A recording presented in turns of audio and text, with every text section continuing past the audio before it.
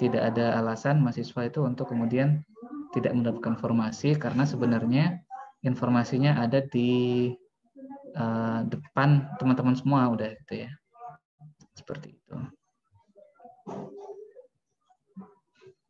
Oke, begitu ya. Jadi mohon nanti bisa diingat-ingat lah, pokoknya informasi akademik itu pertama cari di sini gitu ya. Kalau memang nggak ada, baru nanti bisa datang ke loket layanan akademik gitu. Oke, kemudian ini sudah 41 orang. Ini harusnya masih lebih banyak lagi. Di kelas saya ekonometrika. Ini harusnya ada 17 orang, Bu Anggi, betul nggak? 17 orang, Pak. Hah? Benar, Pak, 17. Di kelasnya Bu Anggi? Saya belum ngecek 30-an. 30 kalau nggak salah, Pak. Oh gitu. Mahasiswa pilih ya? Ya, Pak. Jadi insya Allah, karena ini kuliah online ya, jadi akan sama standarnya gitu ya, antara saya dan Bu Anggi untuk memastikan bahwa CPL dari perkuliahan ini bisa dicapai secara sama antar semua mahasiswa gitu ya.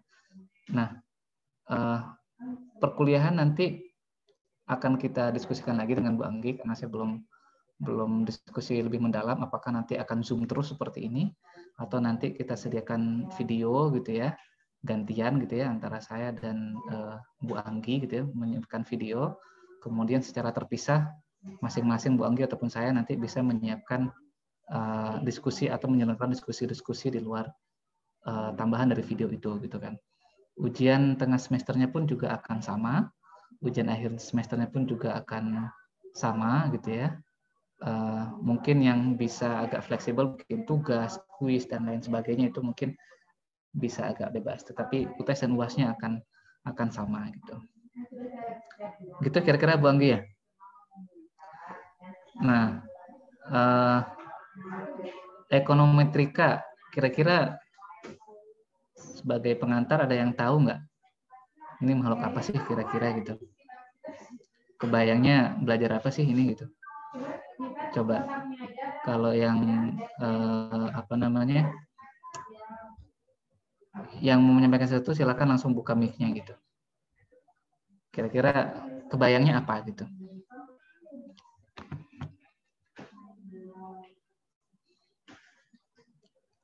Coba nih, Bahri Nurjan, mana Bahri Nurjan nih? Bahri Nurjan. Ada nggak Bahri Nurjan? Ada, Pak. Ya, gimana kira-kira? Kalau dengar ekonometrika itu Dari apa sih yang kebayang gitu? Ekonometrika itu membahas tentang gimana cara tentang kurva-kurva gitu, Pak. Kurva-kurva gitu ya. Ada lagi Ya, Pak. Tambahannya, Bahri? Nggak ada, Pak. Nggak ada. Coba, dari siapa? analisis data. Mana? Siapa nih? Sri Ningsih, ya? Ya, Pak. Gimana Sri Ningsih? Kan kemarin di moneter itu, kan saya kemarin masuk ekonomi moneter. Nah, di sana kita ini untuk yang angkatan 18 itu kan menggunakan stata, sedangkan kami angkatan 19 kan belum dapat stata gitu.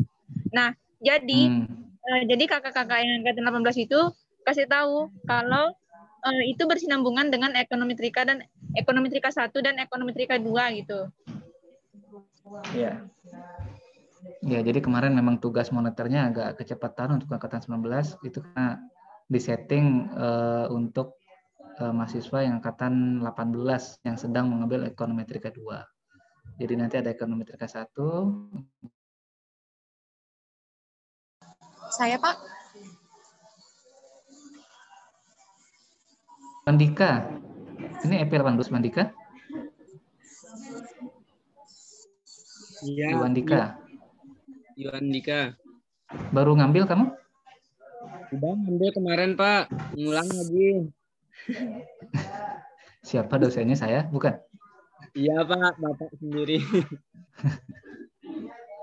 Terhalang kemarin Pak.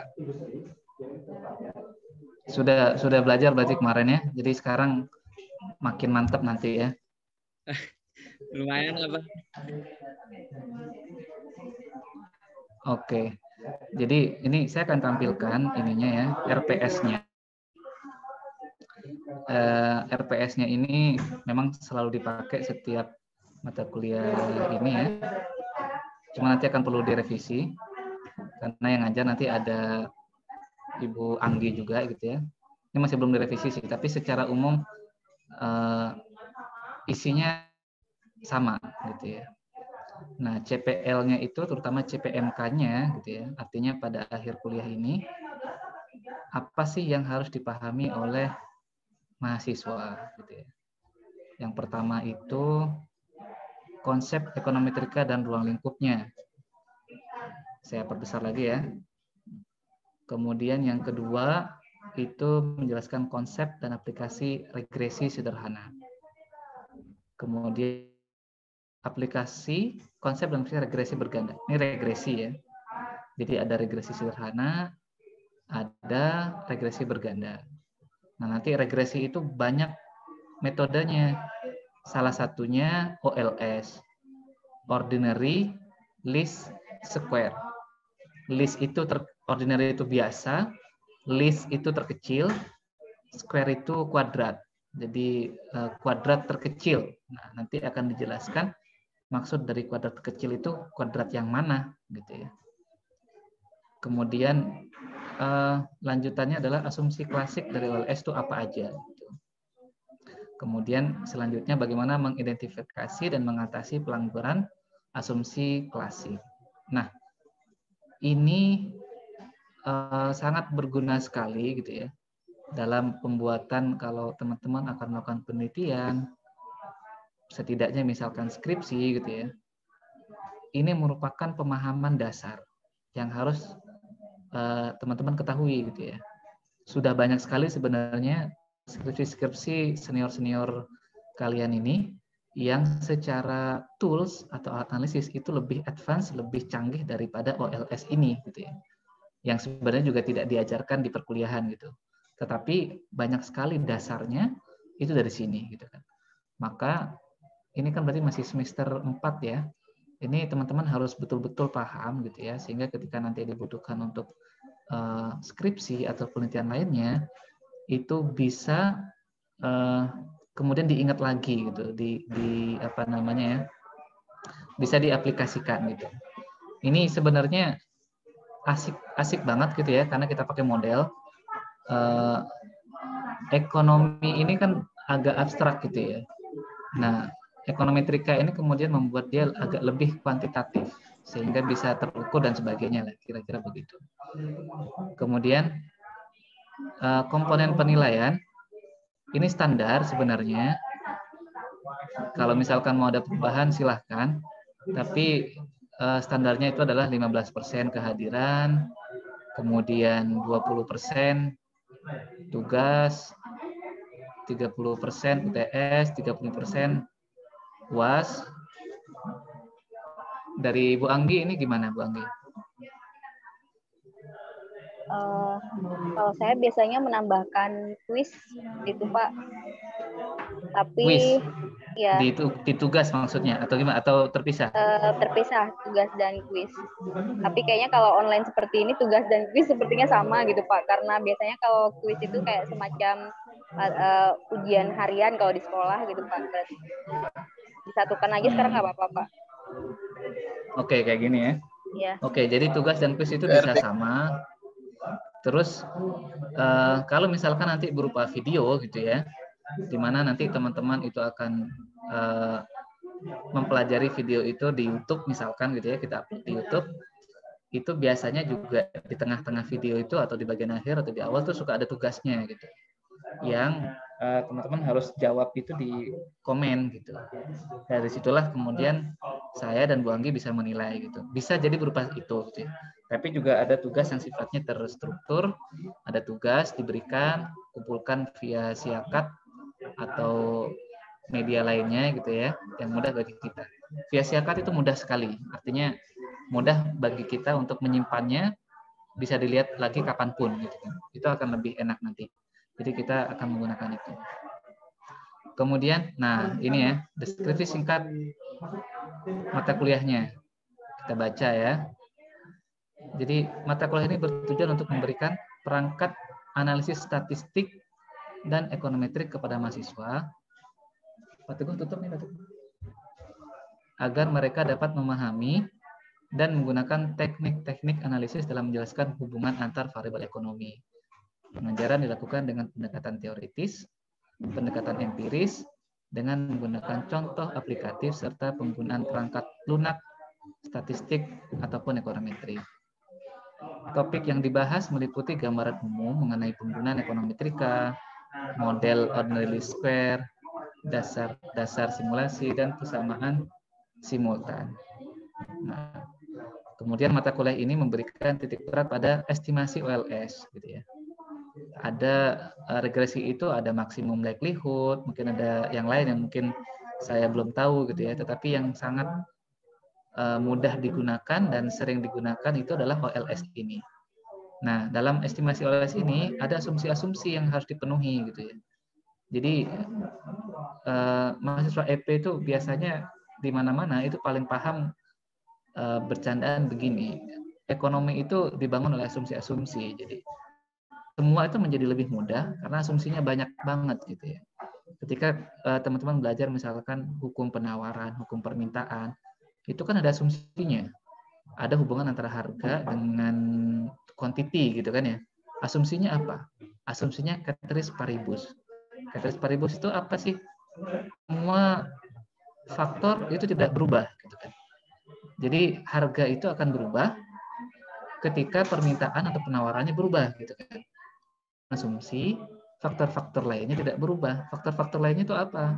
Misalkan ada bencana gitu ya. Ada perbedaan rasa, kemudian ada permasalahan di penawaran, ada musiman dan sebagainya. Itu sebenarnya faktor-faktor yang bisa saja mempengaruhi harga suatu barang gitu. Nah, sama OLS ini juga mempunyai asumsi-asumsi gitu ya, yang kalau itu tidak dipenuhi, maka hasil dari estimasi OLS itu menjadi tidak bagus, kira-kira begitu gitu ya. Jadi konsekuensi pada estimasi OLS jika asumsi-asumsi tersebut tidak terpenuhi, cara pendeteksian pelanggaran asumsi, serta solusi jika asumsi tersebut dilanggar. Jadi gimana cara mendeteksinya gitu ya, kalau terjadi pelanggaran asumsi, kemudian apa dampaknya kalau tetap dilanjutkan, terus bagaimana juga cara menyelesaikan itu gitu kan. Nah ini penting sekali gitu ya, karena apa? Nanti kita akan belajar bahwa ini hanya alat gitu ya, alat yang kemudian tidak sepenuhnya bisa membenarkan atau menyalahkan sebuah teori. Terlebih kalau ternyata asumsi-asumsi dalam OLS ini tidak terpenuhi. Gitu ya. Nah, mahasiswa juga akan diajarkan dasar-dasar simulasi sehingga akan bisa menggabungkan konsep yang biasanya dianggap abstrak. Itu kemudian kita berlatih dengan komputer. Saya nggak tahu nih gimana caranya kalau online gitu ya. Tapi mudah-mudahan tetap bisa gitu ya. Jadi nanti saya dan Bu Anggi akan menampilkan di sini gitu ya. Praktikum kemudian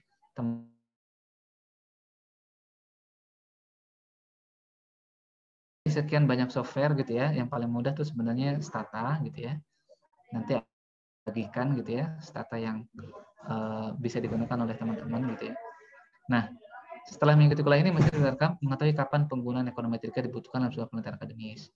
Menggunakan metode ekonometrika yang cocok dalam bidang ekonomi, memiliki kemampuan untuk memahami artikel ekonomi yang bersifat empiris. Nah, bahan kajiannya ada konsep ekonometrika, OLS regresi sederhana, regresi berganda, kemudian regresi variabel independen kualitatif. Ini kayaknya udah dihapus kayaknya. Nanti kita lihat. Kemudian ini adalah 3 bentuk pelanggaran asumsi yang paling banyak yang paling banyak dibahas gitu ya, atau korelasi, heterokodestisitas, sama multikolonialitas. Tapi sebenarnya asumsinya itu ada 10 gitu ya. Dan ke-10-nya itu sebenarnya harus dicek gitu ya, diperiksa apakah asumsinya terpenuhi atau enggak. Karena ada beberapa asumsi yang kalau dilanggar hasilnya menjadi tidak relevan, tidak kredibel misalkan gitu ya. Tetapi ada juga yang kalau dibiarkan aja itu nggak masalah. Kemudian buku utamanya itu adalah Gujarati. Ini berbahasa Inggris, bahasa Indonesia terjemahnya juga ada gitu ya. Damodar Gujarati. Saya benar-benar sarankan teman-teman punya bukunya secara fisik untuk memudahkan belajar gitu ya. Saya akan bagikan soft copy-nya. Ini nanti di Siakat gitu ya, nanti bisa cek di sana. Ada link buku yang teman-teman bisa baca, tetapi bahasa Inggris. Maka kalau mau yang berbahasa Indonesia harus beli gitu ya. Karena cari soft copy yang bahasa Indonesia tuh nggak mudah gitu ya. Cukup satu aja bukunya gitu ya. Kalau yang lain-lain ini sebagai tambahan aja. Oke, syaratnya setidaknya teman-teman sudah, ini dosen pengampu ada 2 ya. Ada saya dan Bu Anggi masing-masing kelas nanti. Mata kuliah persyaratnya teman-teman harus sudah lulus 2 mata kuliah ini. Sementara gitu sebelum masuk ke melihat materi-materi secara ininya dari Bu Anggi ada tambahan, silakan Bu. Saya lanjut dulu, Pak. Ya. Lanjut langsung ke RPS dulu saja, Pak. Pada detail materinya. Kontraknya belum sempat kita buat ya? Iya, Pak. Kontraknya tapi belum, kan Pak. Substansi sudah. Iya. Secara substansi kan sudah masuk ya? Iya, Pak. Nanti kontrak perkuliahannya bisa kita share ke grup, Pak. Ke grup ya. Bisa diwakili untuk salah satu mahasiswa tanda tangan gitu, Pak. Oke. Jadi ini pertemuan pertama atau pertemuan kedua, nanti bisa digabung gitu ya. Mungkin pertemuan ini cukup pengenalan RPS dan kontrak kuliah. Kemudian mungkin secara singkat nanti saya dan Bu Anggi akan kenapa sih ekonomi itu penting dan secara sederhana itu kayak apa gitu ya. Sebelum masuk ke benar-benar perkuliahannya gitu ya. Ini di pertemuan pertama atau selanjutnya nanti itu terkait pengenalan konsep ekonometrika. Ada jenis-jenis persamaan, identitas, kausalitas, deterministik, stokastik, nanti ada deh. Walaupun di awal-awal mungkin bingung, mudah-mudahan nanti bisa mudah gitu ya. Kemudian pendekatan ekonometrika itu kausalitas yang bersifat stokastik, kemudian struktur data, ada cross section, time series, full cross section, panel dan seterusnya. Kemudian kita mempelajari istilah-istilah yang sering digunakan dalam ekonometrika, yaitu independent variable versus dependent variable, apa bedanya? Ada juga yang pakai istilah control variable, response variable, ada pakai juga regresor dan regresan dan seterusnya. Kemudian contoh aplikasi ekonometrika. Nah, di pertemuan selanjutnya kita akan belajar tentang ini langsung ordinary least square-nya, regresi sederhananya. Nah, nanti kita akan berikan dulu contoh kasus estimasi dengan OLS. Kemudian proses derivasi parameter OLS, kemudian bagaimana mencari titik X yang meminumkan Y, makanya disebut OLS gitu ya. Kemudian mencari parameter beta dan seterusnya. Ini mungkin agak sedikit nggak relevan kalau sekarang karena mungkin teman-teman akan bingung gitu ya. Kemudian nanti ada konsep blue. Blue itu adalah base, linear, and unbiased estimator. Jadi estimator nanti akan juga tahu estimator itu yang mana gitu ya. Terus makna base itu apa, linear itu apa, dan unbiased itu apa gitu ya. Baik secara pendekatan grafis maupun naratif. Kemudian ada perbedaan, ini kan blue ini ada L-nya ya, linear ya. Nah, linear itu juga ada linear dalam fungsi dan ada linear dalam parameter. Nah, nanti OLS, ordinary least square itu, dia linearnya dalam parameter. Nanti akan kita jelaskan. Kalau linear itu misalkan X, tidak ada kuadratnya lah, kira-kira begitu. Itu linear. Jadi kalau sudah ada kuadratnya, pangkat 3, pangkat 4 gitu ya, itu berarti sudah tidak linear. Nah, tergantung apakah linear dalam fungsi atau linear dalam parameter. Kemudian nanti ada interpretasi konsep R square, marginal effect dari berbagai macam fungsi, linear, semi-log, double log, reciprocal gitu ya. Makanya sebenarnya teman-teman nih yang IPA nih harusnya bisa lebih mudah gitu ya, terutama ketika harus melakukan transformasi dari linear ke log gitu ya, logaritma natural dan sebagainya, karena ini akan sangat banyak digunakan gitu ya. Ini mungkin bisa jadi tidak selesai satu pertemuan. Nanti kita sesuaikan gitu ya. Kemudian pertemuan ketiga itu regresi dengan data simulasi. Ini mungkin sambil praktik stata nanti gitu. Nah, ini melakukan simulasi lah di sini gitu ya. Baru kemudian di pertemuan keempat ini juga ordinary square model regresi berganda. Sebenarnya sama dengan yang sederhana gitu ya, tetapi hanya tambah sedikit lah dan hanya merubah sedikit pemaknaannya gitu, interpretasinya. Pembuktian asumsi ceteris paribus juga masih ada gitu ya. Nanti ada R square, adjusted R square itu apa sih gitu kan. Kemudian pertemuan kelima ini nanti, oh ini probit Bu Anggi ada ternyata di sini. Topik pilihan dengan regresi dengan variable independent kualitatif. Variable independen itu kan yang Y-nya gitu. Y sama dengan misalkan Y-nya ini yang sifatnya kualitatif. Kualitatif itu apa sih maksudnya? Bukan angka gitu ya. Tapi misalkan iya dan tidak, siang dan malam itu kualitatif gitu kan. Nah, kalau misalkan variabelnya kayak gini gimana sih cara menggunakannya gitu. Atau ada juga variabel kualitatif yang ada di variabel nah ini variabel independen ya. Sorry, kalau variabel independen berarti ini kayaknya di yang dummy variabel kayaknya. Nanti kita cek lagi gitu ya. Kemudian selanjutnya ini ada peranan intercept. Kemudian ada regresi tanpa intercept, dampak rescaling dan analisis residual. Nanti setelah UTS baru kita masuk ke yang pelanggaran asumsi, mulai dari autokorelasi gitu ya. Nah, nanti kita akan jelaskan definisinya, contoh kasusnya, kemudian konsekuensi jika konsekuensinya terhadap properti atau sifat blue itu jika menggunakan LS, kemudian bagaimana cara pendeteksiannya, solusinya, serta nanti latihan membuat regresi yang mengandung serial korelasi dengan pendekatan simulasi. Yang kedua baru masuk ke heteroskedastisitas. Sama, mulai dari definisinya, konsekuensinya, cara pendeteksinya, solusi, dan seterusnya. Multikolonialitas juga sama. Nah, ini juga walaupun tiga autokorelasi, heteroskedastisitas, sama multikolonialitas, ini kadang bisa jadi membutuhkan waktu yang lebih dari 3 pertemuan. Tergantung dari kesanggupan teman-teman gitu ya.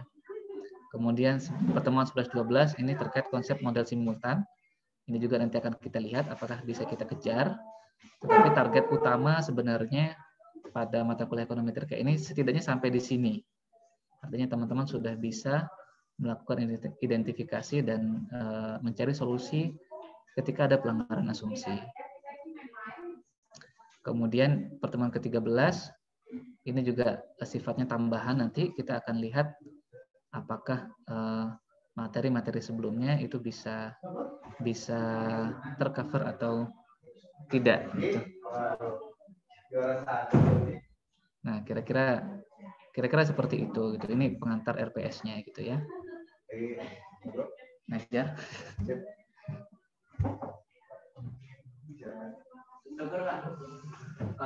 Oke. Bu Anggi ada tambahan? Tambahan saya mungkin penyemangat aja Pak. Jadi ya silakan. Kita belajar ekonometria ke depan tujuannya betul-betul ingin belajar gitu ya, ingin belajar bagaimana nanti ketika sudah mengambil mata kuliah skripsi paham apa yang ditulis, metode penelitiannya dan sebagainya gitu. Jadi jangan sampai kalau nanti ketika ujian kalau ditanya arti adjusted square-nya apa gitu malah masih bengong gitu. Jadi diingat-ingat jangan sampai setelah mata kuliah ini selesai langsung dilupain aja gitu. Jadi tetap selalu diingat. Nah, kemudian beberapa materi yang tadi disampaikan oleh Pak Iman, sebenarnya teman-teman waktu statistika 2 beberapa sudah pernah diajarkan ya, misalkan OLS, bagaimana cara mencari, menentukan koefisien regresi dengan menggunakan metode OLS, kemudian pengantar tentang regresi linear sederhana berganda. Nah, hanya saja kemarin tidak sampai kita asumsikan bahwa semua persyaratannya dipenuhi, semua asumsinya dipenuhi. Nah, sekarang teman-teman harus betul-betul melihat sebelum kita melakukan praktikum seperti yang pernah kita lakukan, ada hal-hal yang harus dipenuhi dulu asumsinya. Nah, jadi harus diperhatikan baik-baik selama perkuliahan, dan saya berharap teman-teman tidak hanya memperoleh materi dari saya dan Pak Ilman saja, tetapi banyak sekali informasi, pengetahuan di luar sana yang lebih banyak sekali tentang ekonometrika 1, dan teman-teman bisa mengaksesnya. Seperti itu aja Pak Ilman, terima kasih Pak. Oke, baik, terima kasih Bu Anggi. Saya mau share sedikit aja gitu ya tentang apa sih itu ekonometrika gitu ya. Sebelum nanti mungkin minggu depan kita adakan slide-nya gitu ya. Sebenarnya sudah ada tapi tidak ditampilkan hari ini. Jadi ekonometrika itu pertama ada ekonomi. Metriknya itu berasal dari matematika. Ya, K-nya itu dari statistika. Jadi sebenarnya ini penggabungan dari ketiga disiplin ilmu. Jadi ada ekonomi, ada matematika, dan ada statistika. Dan masing-masing ini punya peran. Makanya kemudian dia dinamakan ekonometrika. Makanya syaratnya setidaknya teman-teman sudah mempelajari teori-teori ekonomi gitu ya. Kemudian sudah mengambil mata kuliah matematika ekonomi, dan juga mengambil mata kuliah statistik. Nah, di mata kuliah matematika ekonomi, teman-teman sebenarnya sudah belajar banyak tuh tentang model-model ekonomi gitu ya. Misalkan hubungan antara ekonomi dengan matematika gitu ya. Misalkan teori permintaan gitu. Jika permintaannya naik gitu ya, maka harga akan naik. Kan gitu ya. Itu bisa dimatematika-kan hubungan itu gitu ya. Menjadi misalkan bukan Y, tapi harga tadi P ya. P gitu ya. P sama dengan A plus A min B Q misalkan gitu ya. Itunya bisa dibuat seperti itu gitu, yang menunjukkan kemudian hubungan terbalik antara permintaan dan harga.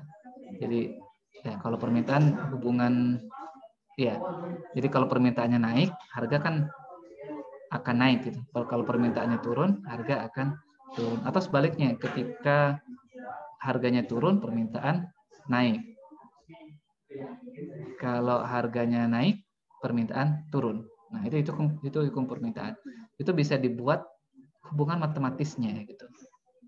Nah, permasalahannya adalah dalam kehidupan nyata tidak semuanya itu bisa secara eksak sama dengan hubungan matematis itu gitu ya.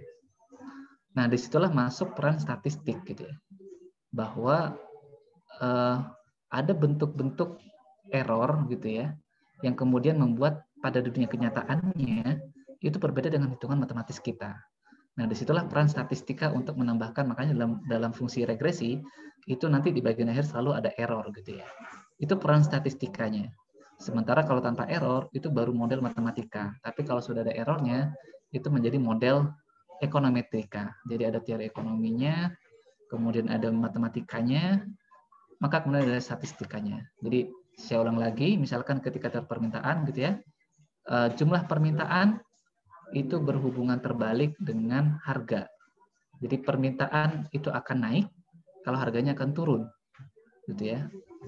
Dan permintaan akan turun jika harga akan naik. Ini kan make sense sekali gitu kan secara narasi gitu ya. Dengan asumsi itu kata paribus, semua variabel tidak berubah gitu ya. Kalau kita asumsikan permintaan itu sebagai key D gitu ya. Key D itu D-nya itu adalah demand gitu ya. Sama dengan kita bisa buat A min BP gitu ya. A itu adalah konstanta, B juga konstanta, P itu adalah harga. Dan di situ P-nya minus gitu. A min BP gitu ya.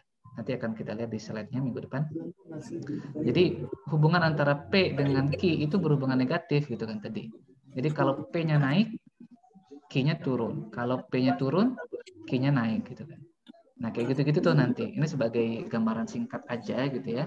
Bagaimana sebenarnya ekonomi trika itu. Jadi ada ekonominya, matematikanya, dan statistikanya gitu. Nah, kemudian yang kedua, kenapa harus ada ekonominya gitu ya? Karena disitulah letak ininya. Ini siapa namanya nih? Satli Raja. Betah kita gitu. Tolong dimatikan dulu mic-nya. Siapa tadi yang Soleh? Oke. Yang kedua gitu ya. Yang kedua, kenapa harus ada teori ekonominya gitu? Jadi sebenarnya ekonomi trika ini nanti misalkan pakai OLS itu hanya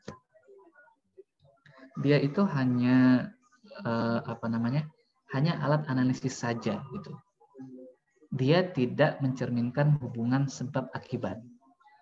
Hubungan sebab akibatnya itu dijelaskan oleh teori. Dalam hal ini adalah teori ekonomi. Sebagai contoh begini, saya selalu memberikan contoh yang sering saya sampaikan walaupun ini bukan teori ekonomi gitu ya.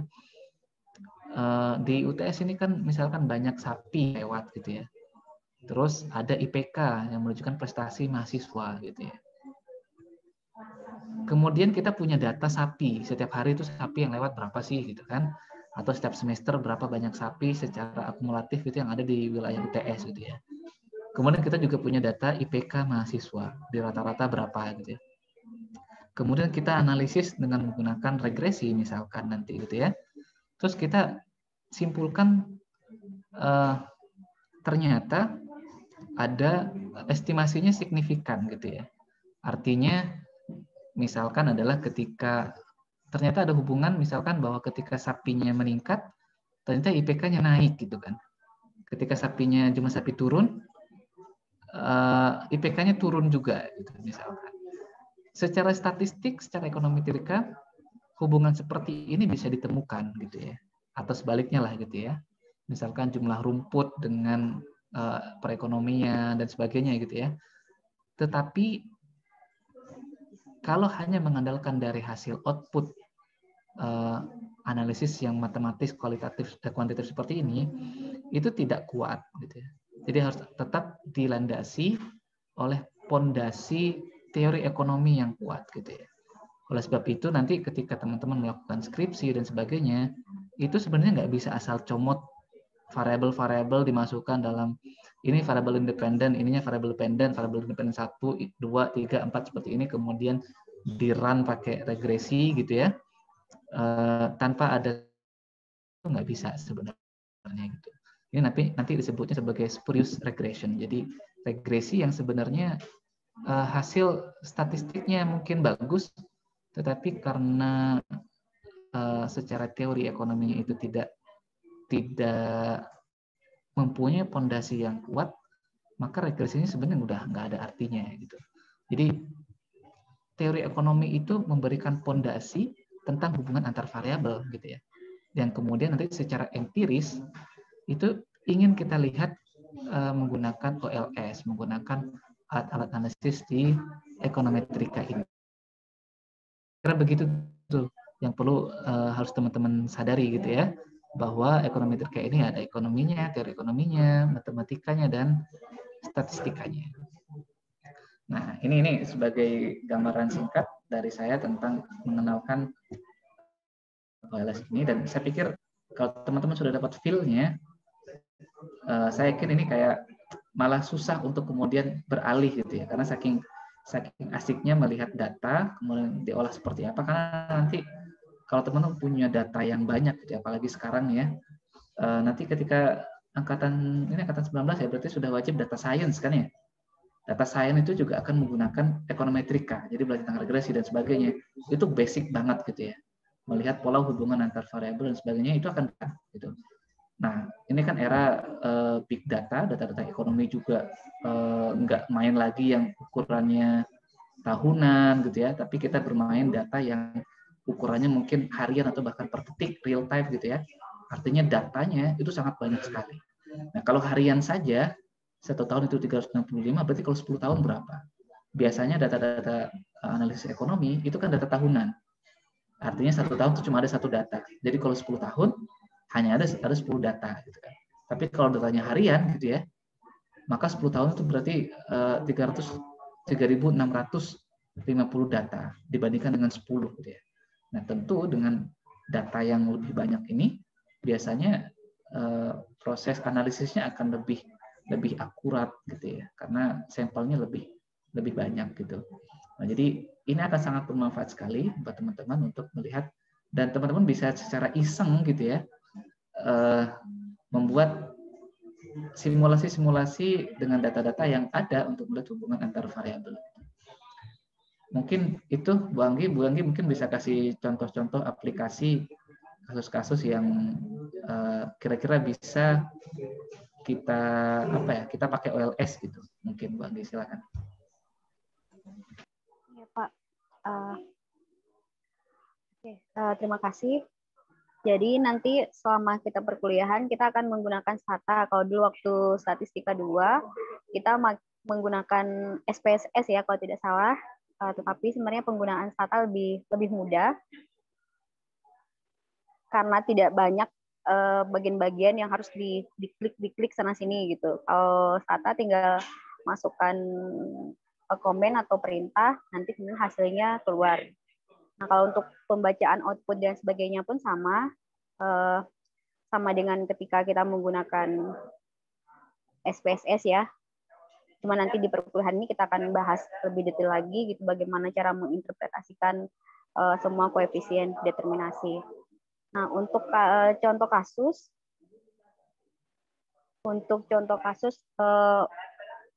yang sederhana ya. Untuk contoh kasus yang sederhana, dulu kita pernah mencoba menghitung apa ya dulu itu ya. Contoh lainnya aja deh. Misalkan kita ingin mengetahui pengaruh dari lama waktu belajar terhadap IPK mahasiswa. Nah, di sini kalau untuk yang sederhana ya, untuk yang regresi linear sederhana, nantinya waktu belajar itu akan menjadi variabel independennya yaitu X ya, biasanya dilambangkan, kemudian IPK-nya akan menjadi variabel dependennya atau variabel terikatnya. Nah, nantinya jika kita ingin setelah kita running program dan memperoleh koefisien regresi dan kemudian dibuat dalam suatu persamaan regresi, nanti kita bisa melakukan estimasi berdasarkan X yang diketahui, berdasarkan variabel independen yang diketahui. Jadi misalkan kita ingin mengetahui berapa sih kira-kira IPK jika jam belajarnya sekian jam per minggu atau per hari gitu. Nah, jadi salah satu dari regresi, dari manfaat regresi adalah bisa melakukan estimasi variabel dependen terhadap variabel independen yang diketahui. Nah, kalau ketika nantinya kita masuk pada regresi linear berganda, kita ada satu tambahan tujuannya, yaitu kita bisa mengetahui mana di antara variabel independen tersebut yang pengaruhnya sangat besar terhadap variabel dependennya. Tetapi seperti kata Pak Ilman tadi ya, untuk menentukan variabel mana yang untuk menentukan variabel independen, variabel dependen itu tidak langsung bisa asal kita tentukan, tetapi berdasarkan teori-teori yang sudah ada. Nah, di sini teman-teman juga harus banyak baca seperti itu. Dan banyak sekali kasus dalam ekonomi gitu ya. Kalau di ekonomi kita ada, kalau dulu pernah saya ajarkan untuk data cross-seksional, data time series. Nah, misalkan kita ingin melakukan estimasi PDRB misalkan 5 tahun ke depan, itu dengan menggunakan regresi untuk analisis untuk data time series itu bisa. Jadi teman-teman tuh harus betul-betul belajar, enjoy gitu ya, enjoy mengikuti mata kuliah ini, kemudian banyak baca di buku Gujarati yang di-share oleh Pak Ilman tadi, banyak sekali contoh-contoh kasus yang sebenarnya bisa langsung dipraktekkan oleh teman-teman. Jadi di sana sudah ada datanya, kemudian teman-teman bisa coba running. Jadi jangan menunggu dari kami memberikan materi, coba dulu gitu. Nanti ketika perkuliahan baik dengan Zoom ataupun dengan video bisa langsung tanya jawab. Jadi efektifnya seperti itu. Jangan menunggu materi dari saya ataupun Pak Ilman kemudian baru ditanya. Sebaiknya teman-teman sebelum memulai perkuliahan itu sudah harus baca dulu gitu. Baca dulu bukunya sebaik-baiknya. Kalau ada yang tidak paham baru nanti kita diskusikan ketika perkuliahan.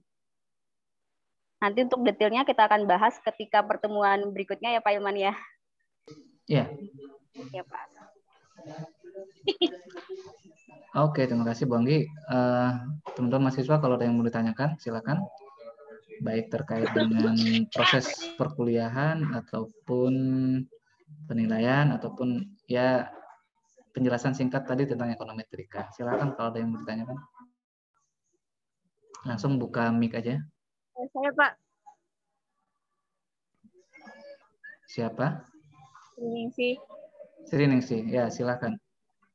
Nah, jadi rata-rata kita yang angkatan 19 ini kan sudah banyak yang di Sumbawa gitu Pak.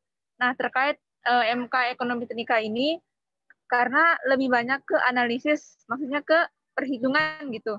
Apa kemungkinan nanti akan ada perkuliahan tatap muka atau bagaimana gitu Pak? Ya, kebijakannya kita secara default, artinya secara keseluruhan gitu ya, untuk sementara adalah online semua, karena kondisi di Sumbawa ini sekarang berbeda dengan waktu kita semester kemarin. Justru di Sumbawa lagi merah-merahnya gitu ya. Kita khawatir kemudian kampus itu menjadi klaster baru yang dengan jumlah mahasiswa kita yang sangat banyak gitu ya.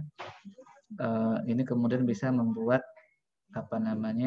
penyebaran menjadi lebih cepat gitu ya. Jadi tetapi ketika nanti di tengah perkuliahan itu kasus di Sumbawa misalkan mudah-mudahan gitu ya turun dan kemudian Sumbawa bisa mungkin orange atau kalau bisa hijau gitu ya, maka tentu itu bisa dilakukan pertemuan secara tatap muka. Nah, alternatif lainnya mungkin nanti saya nggak tahu, karena ini juga mahasiswanya banyak ya. Apakah misalkan kelompok-kelompok kecil nanti kita bisa tutorial gitu ya, itu mungkin bisa dilakukan gitu. Tapi ini kan juga akan memakan waktu yang banyak gitu ya. Ketika harus melayani semua mahasiswa dalam kelompok-kelompok kecil berarti harus berkali-kali gitu ya. Atau bisa aja hanya bagi mahasiswa yang mau, tapi kan mungkin ini nggak fair karena mungkin semuanya mungkin pengen gitu ya. Jadi kemungkinan masih susah lah tatap muka gitu ya, Sri Ningsi ya. Tidak ada pertimbangan gitu Pak? Apa gimana? Maksudnya tidak ada pertimbangan gitu Pak, maksudnya ini kan di sini juga banyak acara-acara kampus begitu kan Pak.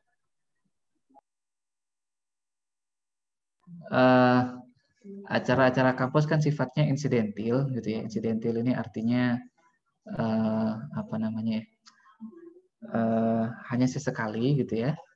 Dan juga jumlahnya tidak seperti mahasiswa yang kalau dilaksanakan secara bersama-sama itu bisa ribuan gitu. Nah, makanya secara sebenarnya sudah dikasih edaran gitu ya. Yang teori itu tetap wajib online, yang praktikum itu boleh, tetapi dengan menerapkan kesehatan. Nah, ini kalau bisa masuk praktikum, nanti bisa kita ajukan ke fakultas, karena nanti yang memberikan izin itu adalah fakultas, gitu ya. Apakah praktikum untuk ekonometrika misalkan boleh dilakukan tatap muka atau enggak. Nah, tapi tentu itu tidak setiap pertemuan gitu. Hanya khusus untuk benar-benar yang ketika praktikum gitu. Seperti itu. Pak Li ya.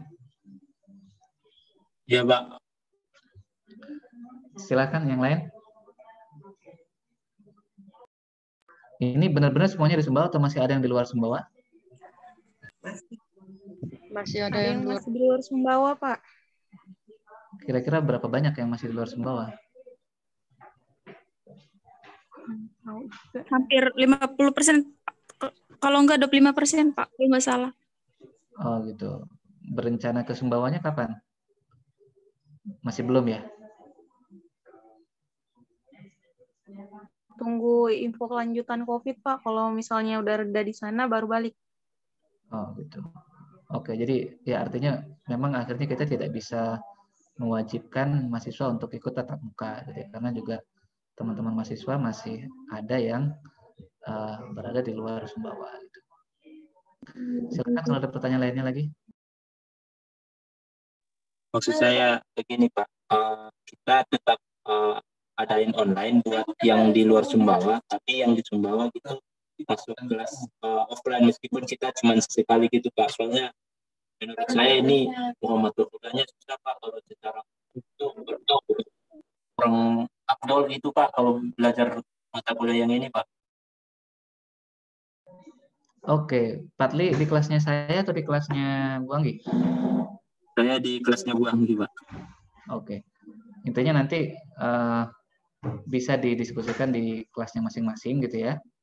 Di kelas saya sih cuma nggak tahu di grup PA-nya sih 17, nggak tahu di siakatnya, saya belum bisa buka siakatnya tadi. Harusnya sih agak merata gitu ya. Nah tapi bisa kita pertimbangkan lah nanti. Intinya harus tetap sesuai dengan kondisi COVID ini. Karena kalau ya acara-acara UTS yang banyak beberapa akhir ini itu sebenarnya juga dengan beragam ketakutan gitu loh, ketakutan ditangkap polisi dan sebagainya itu tetap ada, dan itu tetap kita bersurat gitu ya, setiap aktivitas itu bersurat. Nah artinya kalau untuk pengajaran pun kita perlu bersurat juga, dan sejauh ini proses pembelajaran dari SMA ke bawah itu kan ditiadakan gitu kan. Jadi sepertinya Pemda juga atau Satgas berharap ya pendidikan di tinggi pun juga mayoritas harus online gitu. Tentu kalau memang butuh praktikum kita bisa offline kan. Gitu ya, Patli ya. Artinya masih bisa dipertimbangkan lah. Baik Pak, terima kasih Pak.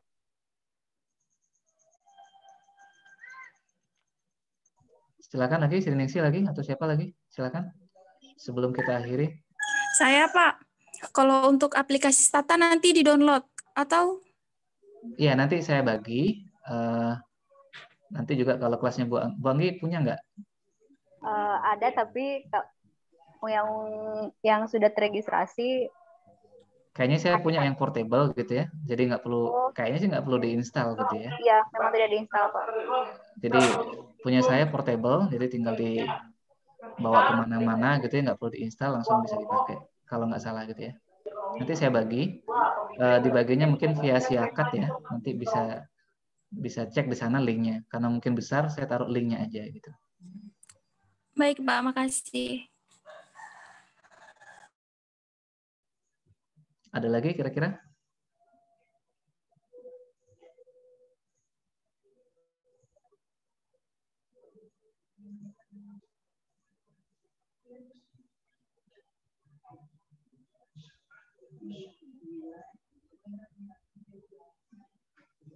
Dari Bu Anggi mungkin? Terakhir, penutup. Penutup dari saya, mungkin selamat belajar aja gitu Pak. Nanti untuk pertemuan berikutnya kita akan diskusikan apakah saya dan Pak Irman akan berdiskusi apakah menggabungkan seperti ini atau bagaimana teknisnya. Nanti akan diinformasikan di grup WhatsApp masing-masing seperti itu Pak ya. Ya. Nanti untuk statanya saya minta aja Pak. Ya. Ya Pak, terima kasih Pak. Oke, baik teman-teman sekalian. Ini pertemuan pertama, cukup sampai di sini saja. Nanti absennya akan kita lihat dari apa namanya partisipan ini. Makanya yang belum ganti nama cepat ganti nama dulu ini. Yang satu JW6K ini siapa ini? Siapa ini? 1 JW6K YGHSW3A. Yunisara ganti nama. Diganti. Coba bisa diganti nggak?